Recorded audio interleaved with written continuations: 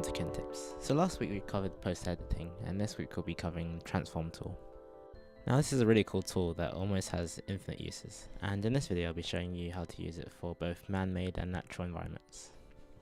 So this is a room I created earlier, and we're going to add some windows, and we're going to do this using both the duplicate and transform tool. So we start off by blocking in the rectangle with the lasso tool and filling that shape in, and then we erase a pattern that a window would have, and you can use reference for this or whatever you want. This is the stage where we start duplication, which is actually a lot easier than you think. All you have to do is make sure you're on the right layer and make sure the move tool is selected. Then it's as simple as holding Alt, clicking the shape you want to be duplicated and dragging it across. Also, if you hold Shift and Alt while you're doing this, it keeps it perfectly aligned. And now you can see on the side tab here it's created 3 other layers that are copies of the first layer. While holding Shift, select the first and the third layer. Then right click and choose Merge Layers. This puts all the shapes in one layer, and now you're ready to transform them. Just before we do that though, I'm gonna take a safety precaution by duplicating the layer. I do this by holding Alt and dragging it out. This creates a kind of backup if things go wrong. And now we can finally start transforming the object to fit on the wall on the side.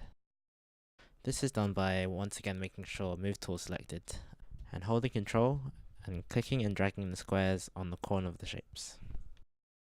So for this example, you want to make sure the top and the bottom squares on the corner of the shape are aligned vertically.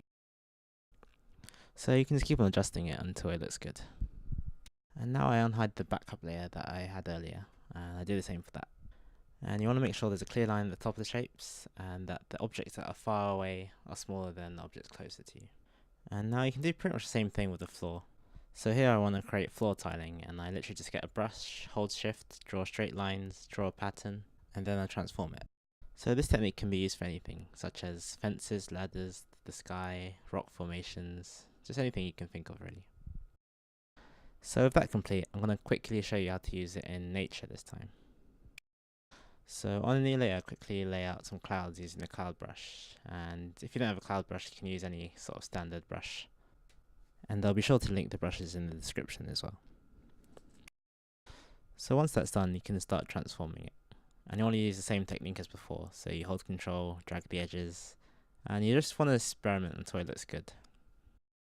But if you really don't know what you're doing, you can just copy the shape that I make. And there we have some clouds in perspective.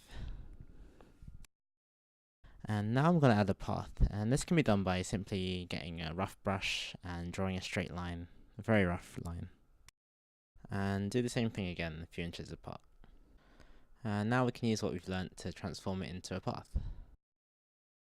Now it's a bit too bright, so I'm just going to adjust the colours. And there you go, there's a complete nature painting made mostly with transform tool. That's it for this week. And in the outro I'm just going to show my time lapse of making a fence as well, just for the hell of it. Okay, I'll see you next week.